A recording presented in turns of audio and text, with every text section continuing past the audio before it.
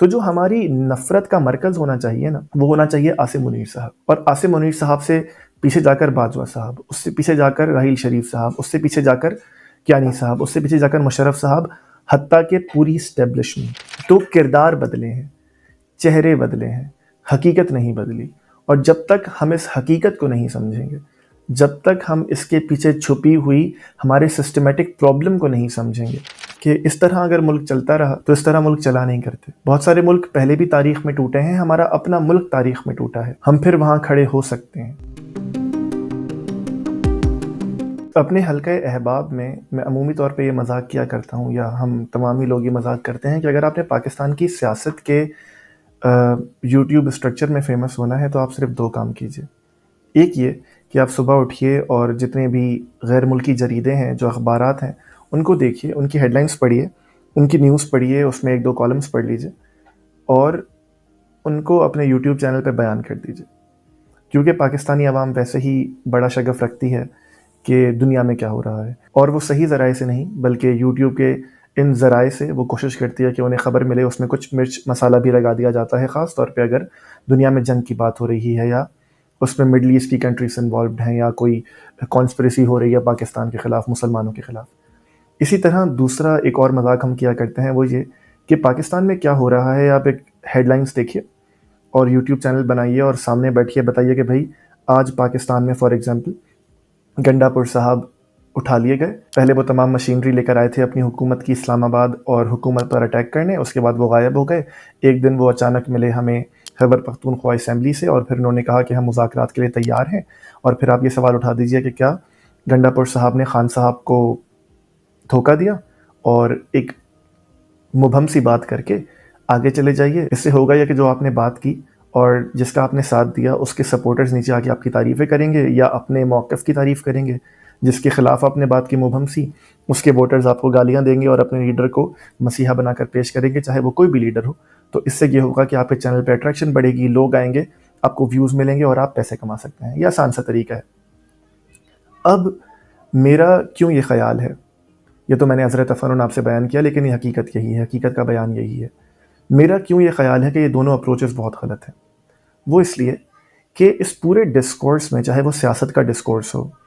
چاہے وہ لوگوں کو ایجوکیٹ کرنے کا معاملہ ہو، چاہے وہ سیاست کو سمجھنے کا معاملہ ہو، چاہے وہ ملک کے حالات کو الٹیمیٹلی عوام کی انڈرسٹینڈنگ سے بہتر کرنے کا معاملہ ہو، ان دونوں معاملوں میں وہ نہیں ہو رہا۔ کیونکہ میرے نزدیک پاکستان میں جو آج ہو رہا ہے، جو ہم نے آج بات کرنی ہے،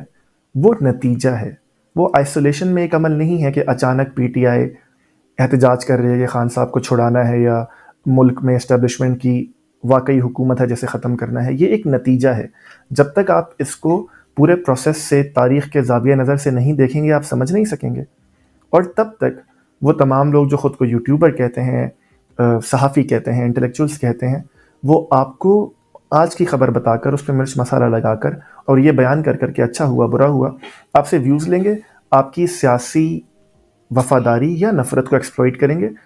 اور حقیقت کا پیمانہ میں یہ سمجھتا ہوں کہ اگر آپ نے ایک آدھے گھنٹے کا شو دیکھا تو اس آدھے گھنٹے کے بعد آپ کی نالج میں کتنا اضافہ ہوا، اس آدھے گھنٹے کے بعد جو آپ کے پری کنسیوڈ نوشنز تھے، آپ کے جو اپنے ذہن کے بنائے ہوئے بت تھے، آپ نے ان کو کتنا چیلنج کیا۔ اگر آپ یہ نہیں کر سکے تو جن صاحب نے وہ آدھے گھنٹے کی ویڈیو بنائی اور اس سے پہلے جو محنت کی بنانے کے لیے، وہ بھی ابس، اور آپ نے جو اتنا دیکھ کر اپنے ذہن کو کشمکش میں ڈالا، وہ بھی ابس۔ اب اپنی بات کی طرف واپس آتے ہیں کہ پاکستان میں آج جو ہو رہا ہے، ہاؤس کیپنگ کے لیے جو لوگ نہیں جانتے، تو ہو یہ رہا ہے کہ P T I, Imran Khan صاحب کی جماعت احتجاج کر رہی ہے، سڑکوں پر نکل آئی ہے، ہماری جو دارالحکومت ہے اس کی طرف انہوں نے مارچ کیا، اور جو پی ٹی آئی حکومت کے پی کے وزیر اعلیٰ ہیں علی امین گنڈا پور، وہ صوبائی حکومت کی ساری مشینری لے کر وہاں پہنچے، اور محسوس یہ ہوا کہ دارالحکومت پر دھاوا بول دیا ہے کہ بھائی ہم نے حکومت گرانی ہے اور حقیقی آزادی لینی ہے۔ یہی بات ہوئی اور خان صاحب کی جانب سے ٹویٹ بھی آیا کہ حقیقی آزادی ہے، نکلو اس میں باہر۔ اوورسیز پاکستانیز نے ٹویٹر پر، انسٹاگرام پہ، فیس بک پر، ہمارے یوٹیوبرز نے، جرنلسٹ نے یوٹیوب پر ایک ایسا ماحول بنا دیا کہ پاکستان کی حقیقی آزادی آج ہی ہونی ہے۔ وہ اس کا عقدہ کیا کھلا وہ آپ نے دیکھ لیا، اس پہ اب کیا ہی بات کی جائے۔ لیکن میرے خیال میں یہ سب نتیجہ ہے۔ مسئلہ کیا ہے؟ مسئلہ یہ ہے، اور ہم شاید سب مسئلے سے واقف بھی ہیں، لیکن اپنے زاویہ نظر سے دیکھتے ہیں. میں چاہتا ہوں کہ آج آپ کے سامنے اپنے تئیں ایک مکمل زاویہ نظر پیش کروں تاریخ کی روشنی میں کھڑے ہو کر، تاکہ ہم سمجھ سکیں کہ ہو کیا رہا ہے. مسئلہ یہ ہے کہ بھائی پاکستان پہ حکومت کس کی ہونی ہے، ملٹری اسٹیبلشمنٹ کی یا سیاسی رہنماؤں کی کہ جنہیں لوگ ووٹ دیتے ہیں. اور یہ مسئلہ آج کا نہیں ہے. یہ مسئلہ تب نہیں شروع ہوا کہ جب خان صاحب کو ووٹ آف نو کانفیڈنس کے ذریعے نکال دیا گیا. یہ مسئلہ تب نہیں شروع ہوا کہ جب خان صاحب نے پہلا دھرنا کیا تھا کہ 4 حلقے کھولے جائیں اور حکومت نے، نواز شریف صاحب کی حکومت نے الیکشنز چوری کیے. یہ مسئلہ شروع ہوا پاکستان کے بننے سے. پاکستان جب بنا تو وہ 2 امراض اپنے اندر لے کے پیدا ہوا، 2 مسائل اپنے اندر لے کے پیدا ہوا، جس کا جواب ہمیں آج تک نہیں مل سکا. ایک مسئلہ یہ کہ پاکستان پہ حکومت کس کی ہوگی، ملٹری اسٹیبلشمنٹ کی بندوق کے ذریعے، اور اسی میں آپ ہماری مذہبی لیڈ کو شامل کر لیجئے، یا اس میں حکومت ہوگی عوام کے نمائندوں کی الیکشنز کے ذریعے. اور دوسرا مسئلہ پاکستان جو اپنے ساتھ لے کے پیدا ہوا وہ یہ کہ پاکستان ہے کیا، اس کے وجود کی حقیقت کیا ہے. یہ ایک نیشن سٹیٹ ہے جس میں سیکولرزم کے ذریعے الیکشنز ہوں گے اور عوام جس کو ووٹ دے وہ حکومت کر کے ایک نیشن سٹیٹ کی حیثیت سے سب کو ایکول رائٹس دے کے اس ملک کو آگے لے کے چلے گا. یا تو یہ ملک ایک اسلامی ریاست ہے کہ یہاں پہ اسلام کے قوانین نافذ ہوں گے، اس میں اقلیتوں کو کم حقوق دیے جائیں گے، جس طرح ڈاکٹر اسرار کہا کرتے تھے کہ وہ 2nd کلاس سٹیزنز ہوں گے، اور جس طرح جناح صاحب نے کہا تھا کہ یہ اسلام کی ایک تجربہ گاہ ہوگی جہاں ہم اسلام کے سیاسی پرنسپلز کو آزمائیں گے.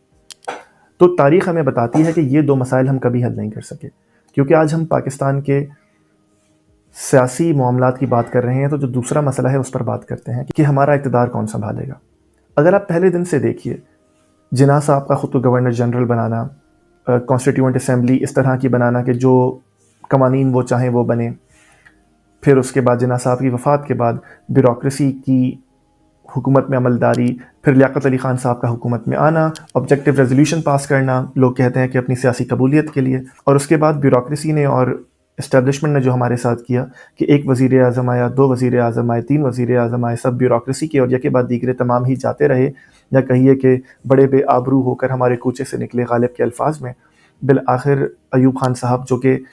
ایک سویلین حکومت میں گو کہ بیوروکریسی کی لیکن وزیر دفاع بنا دیے گئے تھے، انہوں نے مارشل لاء لگا دیا یہ کہہ کر کہ بھائی یہ لوگ صحیح کام نہیں کر رہے اور ہم صحیح کام کریں گے. پہلا دستور بنتا ہے، توڑ دیا جاتا ہے، پھر مارشل لاء کی داغ بیل ایوب خان صاحب یحییٰ خان صاحب کے سپرد کر کے چلے جاتے ہیں. یحییٰ خان صاحب ایک اچھے خاصے شرابی کبابی آدمی جنہیں نہ کوئی سیاست کا علم تھا نہ کوئی اپنی روایات کا علم تھا، بالآخر ان کے زیر نظر الیکشنز ہوئے، اس میں پاکستان 2 لخت ہو گیا. اس الیکشنز کی وجہ سے نہیں ہوا، الیکشنز تو الٹیمیٹلی نتیجہ تھے. اس سے پہلے جو ہم ایسٹ پاکستان کے ساتھ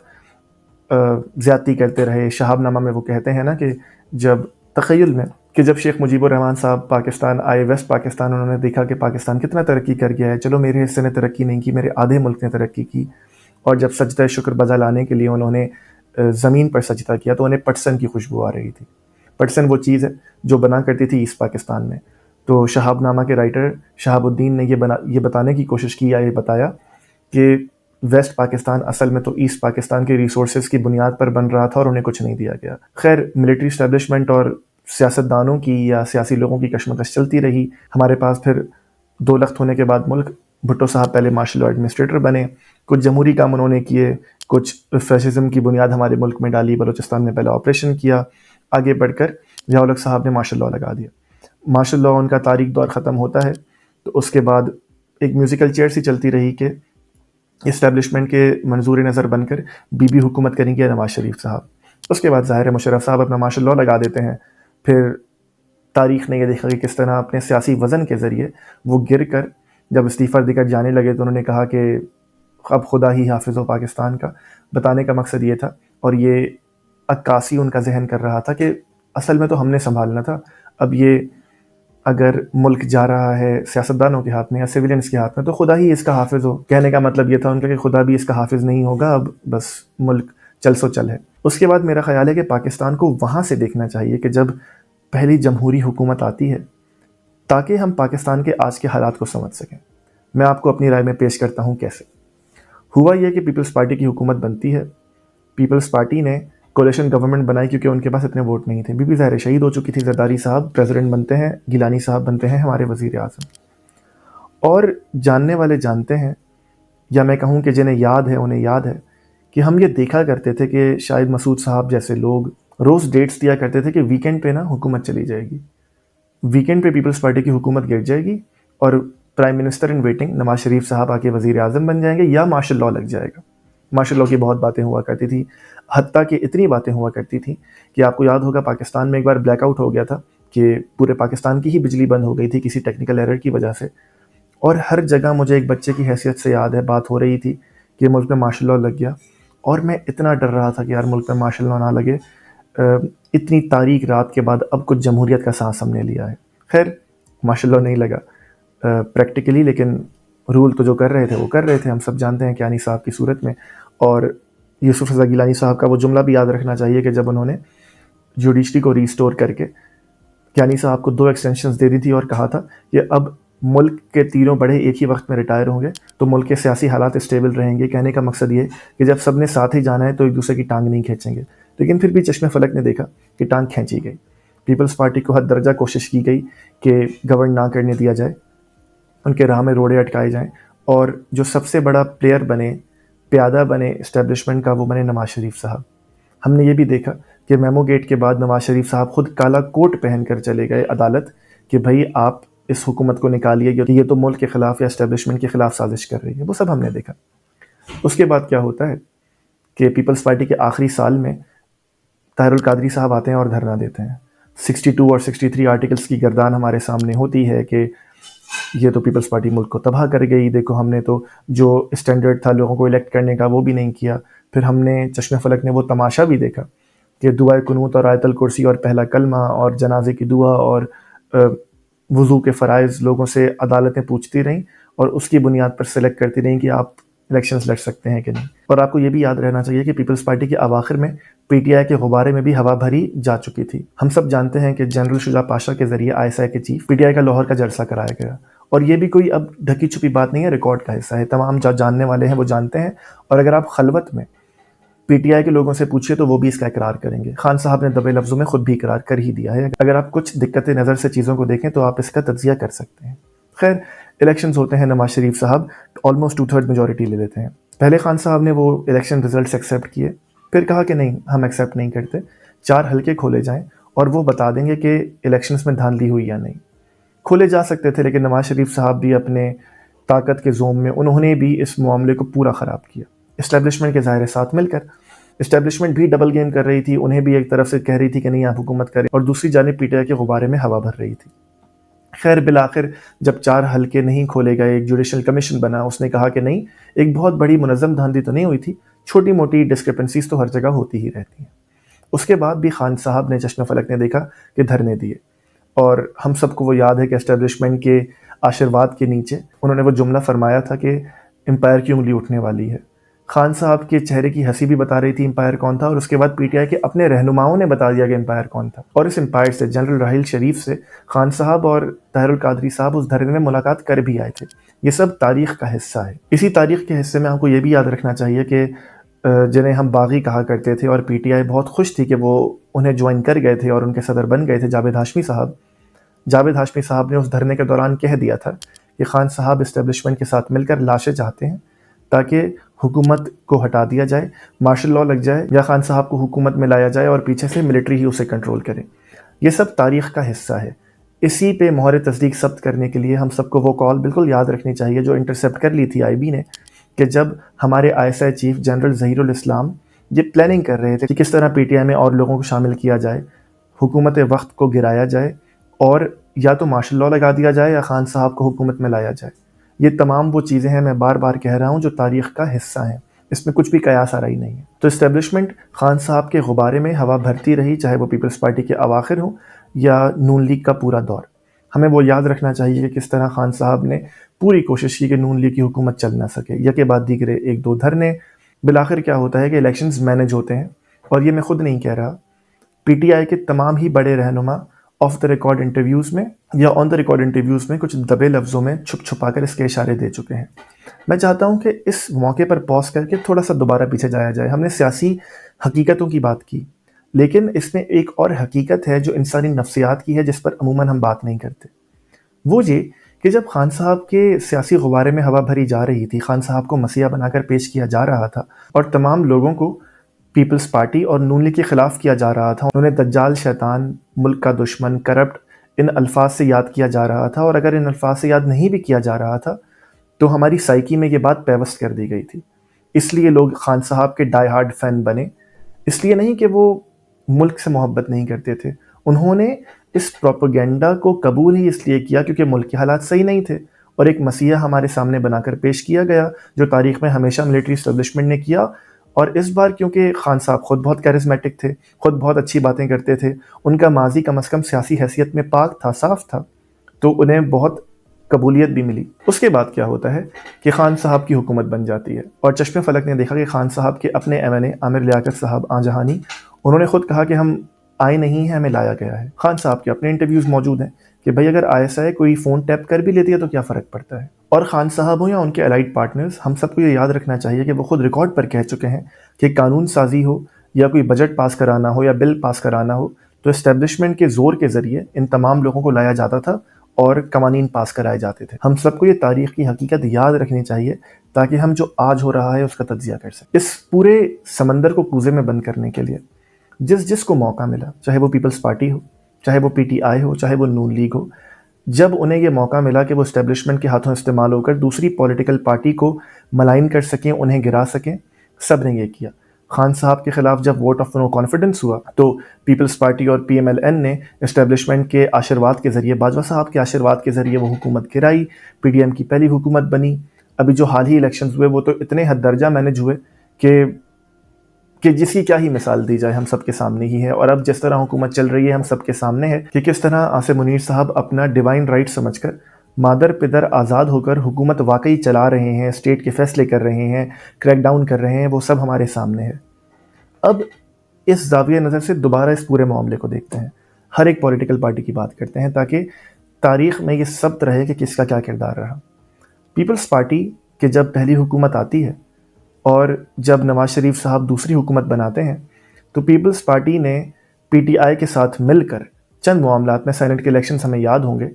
نون لیگ کو پورا ڈی اسٹیبلائز کرنے کی کوشش کی، کہیں کہیں خیر بہرحال انہوں نے یہ کوشش کی کہ نظام پورا ہی نہ چلا جائے تو کہیں کہیں وہ ساتھ بھی کھڑے ہوئے، تو جو ڈیول رول تھا ان کا وہ چلتا رہا۔ اور اس کے بعد پھر بلوچستان کی حکومت گرانا ہو نواز شریف کی دور میں، وہ بھی ہم نے دیکھا کہ پیپلز پارٹی نے کس طرح اسٹیبلشمنٹ کے ساتھ مل کے گرایا۔ صادق سنجرانی کو سینٹ کا چیئرمین بنانا ہو، وہ بھی ہم نے دیکھا کس طرح انہوں نے کیا۔ اور آج تک جو ان کا کردار ہے اسٹیبلشمنٹ کے ساتھ مل کر، اور کانسٹیٹیوشنل کورٹس کا معاملہ کس طرح بلاول بھٹو صاحب پیش کر رہے ہیں، ہم سب کو یہ یاد رکھنا چاہیے کہ کس طرح وہ اب واقعی اپنی تمام سیاسی اساس کو چھوڑ کر اسٹیبلشمنٹ کے ہاتھوں پل رہے ہیں، ان کی گود میں کھیل رہے ہیں۔ دوسری جانب اگر آپ آ جائیے تو نواز شریف صاحب، ان کے کیا ہی کہنے، ووٹ کو عزت دو کے نعرے تب لگائے گئے جب اپنی حکومت چلی گئی۔ اپنی حکومت میں اسٹیبلشمنٹ کے ساتھ جتنا کریک ڈاؤن کیا جا سکتا تھا وہ کیا گیا، ایم کیو ایم کے خلاف جتنی زیادتی کی جا سکتی تھی وہ کی، جو آپریشن کیا جا سکتا تھا وہ کیا، نیب کے ذریعے جن لوگوں کو پکڑا جا سکتا تھا انہیں پکڑا گیا۔ پھر جب عمران خان صاحب کی حکومت آئی تو ووٹ کو عزت دو کے نعرے لگائے گئے، آرمی چیف کا نام لیا گیا، گجرانوالہ کی تقریر میں آئی ایس آئی چیف کا نام لے لیا گیا، گویا ایک بڑے مسیحا بن کر ہمارے سامنے آئے کہ بھائی میں تو اب اپنی تمام غلطیوں سے سیکھ کر آگے بڑھ چکا ہوں۔ اور عقدہ کیا کھلا، بالآخر اس پورے پہاڑ سے چوہا کیا نکلا کہ بھائی مجھے آپ حکومت دے دیں پی ڈی ایم کی صورت میں۔ اور پہلی حکومت میں خود تو وزیر اعظم بن نہیں سکتے تھے، کچھ وقت کے لیے تھی، اگلے بار جب الیکشنز اتنے مینج نہیں ہو سکے تو شہباز شریف صاحب کو وزیر اعظم بنا دیا گیا، جبکہ جاننے والے جانتے ہیں کہ پلان یہی تھا کہ نواز شریف صاحب نے وزیر اعظم بننا ہے، اسی کی وجہ سے کورٹس کے ذریعے ان کی نااہلی بھی ختم کروا دی گئی تھی۔ تو ان دونوں کو تو ہم ملائن کرتے ہی رہتے ہیں نا، اب تو یہ فیشن ہے پی ٹی آئی کی جانب سے اور یوتھ کی جانب سے کہ ان دونوں کو راندہ درگاہ کر کے خان صاحب کو مسیحا بنا کر آج بھی پیش کیا جائے، اور ہمارے دکھوں کا مداوع آج بھی انہیں جیل میں بیٹھے ہوئے بنا کر پیش کیا جائے۔ خان صاحب کا پورا معاملہ بھی ہمیں یاد رکھنا چاہیے کہ کس طرح وہ پیپلز پارٹی کے دور میں حکومت کو ڈی اسٹیبل کرنے کے اواخر میں استعمال ہوتے رہے، اور نون لیگ کا تو پورا ہی دور خان صاحب کی اور اسٹیبلشمنٹ کی محبت کا ایک پوری داستان ہے جو ہم نے دیکھی، چاہے وہ دھرنے ہوں، چاہے وہ عوام کو ان کے خلاف جھوٹا پروپیگنڈا کر کے پاناما پیپرز کی صورت میں، کرپشن کی صورت میں، بے تحاشا جھوٹے الزام لگا کر سی پیک کی صورت میں عوام کو ان کے خلاف بھڑکانا ہو۔ اپنی حکومت آئی تو کون سا سیاسی حربہ ہے جو انہوں نے استعمال نہیں کیا، چاہے وہ شاہد خاقان عباسی ہوں، چاہے وہ مفتاح اسماعیل ہوں، چاہے وہ شہباز شریف ہوں، چاہے وہ آصف علی زرداری ہوں، چاہے وہ فریال ٹالپور ہوں، چاہے وہ مریم نواز ہوں، چاہے وہ نواز شریف صاحب ہوں. اچھا کیس ہو، برا کیس ہو، جھوٹا کیس ہو، سچا کیس ہو، ان سب کو انہوں نے عدالت کے پروسیس کے ذریعے عدالت کو کہیں استعمال کر کہیں اس کو بائی پاس کر کے جیل میں رکھا اور کچھ لوگوں کو سولیٹری کنفائنمنٹ میں رکھا. اور یہ رشتہ کہاں آ کے ٹوٹا کہ جب پروجیکٹ عمران کے بانی یا کم از کم اس کو بام عروج تک لے جانے والے باجوہ صاحب نے یہ فیصلہ کر لیا کہ نہیں یار اب بہت ہو گیا. تو وہاں آ کر یہ محبت کی داستان ٹوٹی، وہاں آ کر خان صاحب انقلابی ہوئے. اور ہم یہ جانتے ہیں، سچی بات ہے یہ، اور اب یہ ریکارڈ کا حصہ ہے کہ خان صاحب نے بڑے پیغامات پہنچائے کہ آپ ایسا نہ کریں، ہماری حکومت بچا لیں، ہم یہ کر دیں گے، وہ کر دیں گے. کافی گراؤنڈ بھی لوز کرنے کی کوشش کی گئی، لیکن باجوہ صاحب کیونکہ اپنے زوم میں تھے کہ نہیں ہم نے اپنی غلطی سدھار دی ہے، جاتے جاتے اپنی لیگیسی کو برقرار رکھنا ہے، خدا غارت کرے ایسی لیگیسی کو. خیر، تو ووٹ آف نو کانفیڈنس ہوتا ہے، پی ڈی ایم کی حکومت بنتی ہے، خان صاحب کچھ ریٹیلیٹ کرنے کی کوشش کرتے ہیں، عاصم منیر صاحب کو دبے الفاظ میں انٹرویوز کے ذریعے ادھر ادھر پیغامات پہنچائے جاتے ہیں کہ چلیے ہم ریکنسیلیشن کر لیتے ہیں، ہمارے خلاف اتنا برا نہ کیجیے. لیکن بالآخر عاصم منیر صاحب اپنا گرج نکالتے ہوئے خان صاحب کو جیل میں ڈال دیتے ہیں، اور سال ہونے کو آیا کہ خان صاحب جیل میں ہیں. جیل سے یہ بات ہمیں یاد رکھنی چاہیے کہ خان صاحب نے حتی الامکان کوشش کی تھی کہ وہ جیل نہ جائیں. جب وہاں پہ پولیس آئی تو انہوں نے لوگوں کو زمان پارک پہ بلایا، پولیس کے خلاف احتجاج کروایا، ان سے لڑوایا، خود وہ جیل سے بچنے کے لیے اس گھر کے اندر چھپ کر بیٹھے رہے. تاریخ کا حصہ ہے. ان تمام باتوں کو انڈیپینڈنٹ سورسز سے ہم بہت آرام سے ویریفائی کر سکتے ہیں، اور اب ہمارے سامنے یہ باتیں آ بھی گئی ہیں. اب بالآخر ہو یہ رہا ہے پاکستان میں جنگ یہ ہے کہ بھائی جب میں آپ کا مطمع نظر تھا تو آپ نے دوسرے کو مطمع نظر کیسے بنا لیا اور مجھے جیل میں کیوں ڈال دیا؟ آپ مجھے کہیں نا میں کرتا ہوں نا جو میں پہلے کر رہا تھا باجوہ صاحب کے ساتھ یا آپ کے ساتھ عاصم منیر صاحب الائنس کرنے کے لیے، تو میں کر رہا ہوں نا. آپ نے مجھے جیل میں کیوں ڈال کے میرے تمام سیاسی معاملات کو ختم کر دیا ہے؟ مجھ سے بات کریں. اور یہیں پر پیپلز پارٹی اور نون لیگ یہ کہہ رہی ہے کہ آپ ہم سے جو کروانا چاہتے ہیں کروا لیں، چاہے وہ کانسٹیٹیوشن امینڈمنٹ ہو، چاہے وہ لوگوں کو اٹھوانا ہو، چاہے وہ ہیومن رائٹس کی وائیولیشن ہو، چاہے وہ کانسٹیٹیوشنل کوڈز بنانا ہو، چاہے وہ بجٹ ہو، چاہے وہ بالآخر اسرائیل کے ساتھ معاملات ہوں. آپ نے جو کروانا ہے ہم سے کروا لیں، لیکن ہمیں آپ اپنا منظور نظر رکھیں. تو اگر تو آپ اور میں یہ سمجھتے ہیں کہ یہ کوئی آزادی کی لڑائی ہے، اگر آپ اور میں یہ سمجھتے ہیں کوئی سویلین سپریمیسی کی لڑائی ہے، ڈیموکریسی کو آگے لے کر جانے کی لڑائی ہے، تو یہ لڑائی نہیں ہے. آج جو پاکستان میں ہو رہا ہے یہ تمام ان تین بڑی پارٹیز کا، اس میں آپ جے یو آئی کو بھی شامل کر لیجئے، ایم کیو ایم کو بھی شامل کر لیجئے، ان کا ابن الوقت ہونے کا نتیجہ ہے،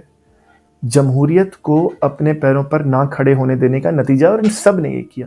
جب نون لیگ کے دور میں پیپلز پارٹی اور نون لیگ کچھ آگے بڑھ رہی تھی، اس سے پہلے 18ویں ترمیم ہو چکی تھی، تو خان صاحب استعمال ہوئے. جب خان صاحب کے دور میں خان صاحب بالکل اسٹیبلشمنٹ کے ساتھ تھے، تو نواز شریف صاحب نے کہا کہ مجھے آپ گود لے کر دیکھیں، میں آپ کا اچھا بچہ بن کر دکھاؤں گا. تو ان میں سے کوئی بھی اصول پہ نہیں کھڑا. اور میں آپ کو انفارمیشن کی بنیاد پر یہ سچی بات کہنے کو تیار ہوں کہ آج خان صاحب جیل سے باہر آ جائیں، آج خان صاحب کی سزا ختم ہو جائے، ان کی بھی پہلی کوشش یہ ہوگی کہ وہ اسٹیبلشمنٹ کے ساتھ مل کر دوبارہ حکومت بنائیں. اور اگر وہ حکومت میں آتے ہیں دوبارہ تو آپ دیکھیں گے کہ کس طرح سارا ملبہ عاصم منیر صاحب پر ڈال دیا جائے گا، اسٹیبلشمنٹ پر نہیں، پوری اسٹیبلشمنٹ پر نہیں. جس طرح کہ پہلے باجوہ صاحب پر ملبہ ڈالا گیا، پوری اسٹیبلشمنٹ پر نہیں، اور بات آگے کی جائے گی. اور جیسے میں نے اسٹیبلشمنٹ کی بات کی، وہیں پر یہ پک اینڈ چوز بھی کرتے ہیں نا. اسی کا میں آپ کو ایگزامپل بھی دوں، چھوٹا سا میرے ذہن میں آیا کہ جو ذلے صاحب تھے پی ٹی آئی کے ورکر، کہ جب وہ سیاسی کشمکش میں دار فانی سے کوچ کر گئے تو کتنا واویلا ہوا، ذلے صاحب کو مار دیا، اسٹیبلشمنٹ نے ظلم کر دیا، سیاستدانوں نے ظلم کر دیا. جب عقدہ یہ کھلا کہ اس کے پیچھے ہمارے فیض حمید صاحب تھے، تو آج آپ اس ذلے صاحب کا ذکر نہیں سنتے، پی ٹی آئی کو چپ لگ گئی ہے. اس طرح بے تحاشا معاملات آپ اور میں پک کر سکتے ہیں کہ کہاں کہاں یہ تمام لوگ اپنی سیاسی رمق کو برقرار رکھنے کے لیے اسٹیبلشمنٹ کے سامنے لیٹ گئے، اور آج تو اس کا عملی نمونہ ہم پی ڈی ایم کی صورت میں دیکھ رہے ہیں. تو اس بات کو کانٹیکسٹ میں رکھتے ہوئے پوری کہانی سنانے کے بعد بتانا یہ مقصود تھا کہ اگر آپ سمجھ رہے ہیں کہ خان صاحب ہمارے مسیحا ہیں، تو نہیں ہیں. ان کا ٹریک ریکارڈ ہمارے سامنے ہے، اور آج جو ان پر مظالم ہو رہے ہیں، تو جب ان کی اپنی حکومت تھی انہوں نے بھی ٹی ایل پی پر یہی مظالم کیے تھے. تب آپ یہ کہہ سکتے ہیں کہ ٹی ایل پی تو اینٹی اسٹیٹ تھی. تو آج جو پی ٹی آئی اسپیچز کر رہی ہے، جو کوشش کر رہی ہے، وہ اینٹی اسٹیٹ نہیں ہے. اور نون لیگ کا معاملہ ہو، جنہوں نے ووٹ کو عزت دینی تھی، تو عقدہ یہ کھلا کہ ایک وزارت عظمیٰ لے کر بوٹ کو اپنے سر پہ رکھ کر اپنا معراج وہ یہی سمجھتے ہیں. پیپلز پارٹی تو نہ 3 میں نہ 13 میں، وہ تو اپنی پہلی حکومت کے بعد سے ہی اسٹیبلشمنٹ کے ساتھ ہے. اس پہ تو کیا ہی کلام کیا جائے، اب JUIF کو بھی اسی کھاتے میں رکھ لیجئے. تو جو ہماری نفرت کا مرکز ہونا چاہیے نا، وہ ہونا چاہیے عاصم منیر صاحب. اور عاصم منیر صاحب سے پیچھے جا کر باجوہ صاحب، اس سے پیچھے جا کر راحیل شریف صاحب، اس سے پیچھے جا کر کیانی صاحب، اس سے پیچھے جا کر مشرف صاحب، حتیٰ کہ پوری اسٹیبلشمنٹ. یہ تمام سیاستدان یہ کوشش کرتے ہیں کہ آپ کی نفرتوں کا مرکز ایک شخص بنے، چاہے وہ باجوہ ہو کیونکہ وہ PTI کے خلاف ہو گئے تھے، یا پہلے وہ نون لیگ کے خلاف تھے، یا وہ عاصم منیر صاحب ہوں کیونکہ اب وہ PTI کے خلاف ہوں. اور یہ تمام لوگ، تمام سیاستدان آپ کو اس مقدمے تک آنے ہی نہیں دیتے کہ جو اصل مسئلہ ہے وہ ایک شخص نہیں ہے، وہ اسٹیبلشمنٹ کا یہ تھاٹ ہے کہ ہم نے حکومت کرنی ہے. اور اسٹیبلشمنٹ کا یہ کردار ہے کہ جب وہ ایک مسیحا بنا کر خان صاحب کی صورت میں پیش کر دیتے ہیں، اتنا بڑا اسے بنا دیتے ہیں. اور ان کی تو ٹریننگ یہی ہے نا کہ بٹن آف کر کے آن کر کے حکومت کی بات کو ماننا ہے یا اپنے آرمی چیف کی بات کو ماننا ہے اور گولی چلانی ہے. اس لیے جو مشکلات اور پیچ و خم ہوتے ہیں نا سیاست کے، وہ یہ نہیں سمجھتے. اس لیے آج تک وہ یہ نہیں سمجھ سکے کہ آپ نے جو خان صاحب کی صورت میں اتنا بڑا مسیحا بنایا، اتنا بڑا مسیحا ہمارے ذہنوں میں ثبت کیا، ان کی محبت ہمارے دلوں میں ڈالی، دوسروں کی نفرت ہمارے دلوں میں ڈالی. اب اچانک آپ کارپیٹ کھینچ کر اپنا خود کو جنرل کی جگہ رکھ کر ہمیں ایک پیادہ سمجھ کر یہ نہیں کہہ سکتے کہ اب خان صاحب تو اینٹی اسٹیٹ ہیں اور ان سے محبت نہ کرو. یہ جو اتنا بڑا مسیحا آپ نے بنایا تھا، یہ اب آپ کو کاٹ رہا ہے اور ہمیشہ تاریخ میں اس نے کاٹا ہے. تو اس لیے آج ہمارا ملک، میرا ملک، جس کی بھیٹ چڑھ رہا ہے نا، وہ سیاست دانوں کی ناپختگی، اسٹیبلشمنٹ کے ساتھ ہونا، اپنی وفاداری کا، خود کو حکومت میں لانے کا شوق، اور اسٹیبلشمنٹ کی یہ کوشش کہ وہ بالآخر حکومت اپنے پاس رکھیں، پھر چاہے پپٹ کی حیثیت سے سامنے خان صاحب ہوں یا سامنے شہباز شریف صاحب ہوں. تو ہماری نفرتوں کا، ہماری بیزاریوں کا، ہمارے غصے کا جو مرکز ہے وہ عاصم منیر صاحب آج ہیں، لیکن وہ تمام ہی اسٹیبلشمنٹ ہونی چاہیے اور ان سیاستدانوں کا کردار ہونا چاہیے کہ یہ کبھی بھی اپنے اصول پر کھڑے نہیں ہوئے. اور آج یا ہمیشہ انہوں نے لوگوں کو پروپیگنڈا کر کے مروایا. اور جیسے میں نے پہلے بھی عرض کیا کہ خان صاحب کو جب گرفتار کرنے کی کوشش ہو رہی تھی تو انہوں نے کہا کہ سب لوگ آ جاؤ زمان پارک میں، ان کو منہ کی کھانی پڑے گی اور خان صاحب کو بچانا ہے، خان صاحب جیل میں نہیں جائیں گے، خان صاحب ہماری ریڈ لائن ہے. اس کے بعد 9 مئی ہوا، ان تمام لوگوں کو جب پروسیکیوٹ کیا گیا تو خان صاحب نے کہا نہیں، یہ ہم تو نہیں تھے، یہ ہمارے لوگ تو نہیں تھے، یہ ISI کا اپنا فالس فلیگ آپریشن تھا، یا یہ کچھ ادھر ادھر کے لوگ تھے. تو انہوں نے آپ کو تب بھی اون نہیں کیا، یا آپ کو آج بھی اون نہیں کریں گے. اس پوری یہ جو آپ معاملہ کر رہے ہیں، جو لوگ، میرے لوگ کر رہے ہیں نا، آپ اور میرے لوگ کر رہے ہیں، اس پروپیگنڈا کی دہائی میں شامل ہو کر، جو دہائی سے ایک پروپیگنڈا کیا گیا کہ یہ تمام لوگ ظالم ہیں، اسٹیبلشمنٹ خان صاحب کے ساتھ ہے اور خان صاحب ہمارے مسیحا ہیں. تو اسٹیبلشمنٹ کو بھی اب منہ کی کھانی پڑی ہے، اسٹیبلشمنٹ کو بھی اپنے ہی بنائے ہوئے بھگوان سے لڑنا پڑ رہا ہے. اور جس شخص کو مسیحا بنا کر پیش کیا تھا، آج اس ہی کی نفرت لوگوں میں ڈالنے کی کوشش کی جا رہی ہے، کیونکہ سیاست میں اور زندگیوں میں اور نفسیات میں ایسا ہوتا نہیں ہے. تو ہماری نفرت کا مرکز اسٹیبلشمنٹ ہونی چاہیے، اور تمام اسٹیبلشمنٹ، صرف عاصم منیر یا باجوہ نہیں کیونکہ وہ ہمارے ساتھ تھے، بلکہ فیض حمید اور راحیل شریف اور شجاع پاشا اور جنرل ظہیر الاسلام، کیونکہ انہوں نے ہمارا ساتھ دے کر بھی ہمارے اس پورے ملک کو نقصان پہنچایا. اور یہ سیاسی جماعتیں بھی کہ جو اپنے فائدوں کے لیے اسٹیبلشمنٹ کے ساتھ ہاتھ ملاتی ہیں، چاہے وہ خان صاحب خود ہوں، اور بالآخر آپ کو اور مجھے روڈ پر مرتا چھوڑ دیتی ہیں اور ہمارا نام بھی نہیں لیتی کہ اگر ہماری موت کے پیچھے ہمارے پسندیدہ ISI چیف کا معاملہ آ جائے، یا ہمارا نام بھی نہیں لیتی، ہمیں بچانے کی کوشش بھی نہیں کرتی، یا اگر ہم زمان پارک میں یا 9 مئی کو کرنے کے بعد ہمیں جب پروسیکیوٹ کیا جاتا ہے تو ہمارے سامنے، ہمارے پیچھے کھڑی نہیں ہوتی. یہ کبھی آپ کے پیچھے کھڑے نہیں ہوں گے، انہوں نے کبھی تاریخ میں کھڑے ہو کر دکھایا ہی نہیں ہے. تو اگر آج کے پورے معاملے کو سمجھنا ہے، آج پاکستان اس نہج پر کیوں کھڑا ہے، اس کو سمجھنا ہے، اسٹیبلشمنٹ کے پاس اتنی طاقت کیوں ہے، اس کو سمجھنا ہے، اور PDM کیوں اسٹیبلشمنٹ کی B ٹیم بن کر تمام وہ کام کر رہی ہے جو ایک سیاسی جماعت کو ان کے شایان نشان نہیں ہے. تو ہمیں پاکستان کے پہلے دن سے ہمیں پاکستان کی تاریخ کو دیکھنا پڑے گا، اور پیپلز پارٹی جب حکومت بناتی ہے 2008 میں، وہاں سے دیکھنا پڑے گا، کیونکہ جس کے لیے آج ہم کھڑے ہیں اس نے بھی اسٹیبلشمنٹ کی B ٹیم بن کر وہی کیا جو آج اس کے خلاف ہو رہا ہے. تو کردار بدلے ہیں، چہرے بدلے ہیں، حقیقت نہیں بدلی. اور جب تک ہم اس حقیقت کو نہیں سمجھیں گے، جب تک ہم اس کے پیچھے چھپی ہوئی ہمارے سسٹمیٹک پرابلم کو نہیں سمجھیں گے، ہم خان صاحب کے لیے تو کھڑے ہو جائیں گے، لیکن ہم ان کے خلاف نہیں کھڑے ہوں گے کہ جب وہ اسٹیبلشمنٹ کے ساتھ تھے. ہم پی ڈی ایم کے خلاف تو کھڑے ہو جائیں گے، لیکن ان کے ساتھ نہیں کھڑے ہوں گے جب وہ کہہ رہے تھے کہ ووٹ کو عزت دو. اور ان تمام نے ایک دوسرے کے نیچے سے زمین کھینچ کر ہمیں اس نہج تک پہنچایا ہے. تو یہ تو ہماری نفرتوں کے مرکز ہونے چاہیے، لیکن یہ جو تمام بساط بچھائی ہوئی ہے وہ اسٹیبلشمنٹ کی ہے، اور تمام اسٹیبلشمنٹ کی ہے. جب تک یہ نقطہ ہم نہیں سمجھیں گے، ہم اس پورے عقدے کو سلجھا نہیں سکتے، ہم اس ملک کو آگے نہیں لے کے جا سکتے. ہم خان صاحب کو جیل سے نکالنے کے لیے تو جدوجہد کر سکتے ہیں، لیکن اس جدوجہد کا نتیجہ پاکستان کے حق میں نہیں نکلے گا، کیونکہ مسئلہ ہم حل نہیں کر رہے. تو آج آپ کو اور مجھے، ہم سب کو خود سے یہ سوال کرنا ہے کہ کیا ہم ایک سیاسی جماعت کے رہنما سے مخلص ہیں؟ کیا ہم اسٹیبلشمنٹ کے کسی شخص سے مخلص ہیں؟ ہم ISI کے کسی چیف سے مخلص ہیں؟ ہم کسی جج سے مخلص ہیں؟ یا ہم واقعی ملک سے مخلص ہیں؟ یہ آج فیصلہ آپ کو اور مجھے کرنا پڑے گا، اور اپنے ذہن کے بنائے ہوئے بت توڑنے پڑیں گے. اور جہاں ہم دوسروں پر، دوسری سیاسی جماعت پر یہ قدغن لگاتے ہیں، اپنی نفرتوں کا مرکز انہیں رکھتے ہیں کہ آپ اسٹیبلشمنٹ کے خلاف استعمال، معاف کیجیے گا، کہ آپ اسٹیبلشمنٹ کے ساتھ استعمال ہوئے، ان کے ہاتھوں میں چلے پلے بڑے، آج یہاں پہ کھڑے ہیں. تو وہیں پر ہمیں اپنے پسندیدہ لیڈر کی تاریخ بھی دیکھنی پڑے گی، اور اس کو بھی اسی چھنی سے گزار کر، اسی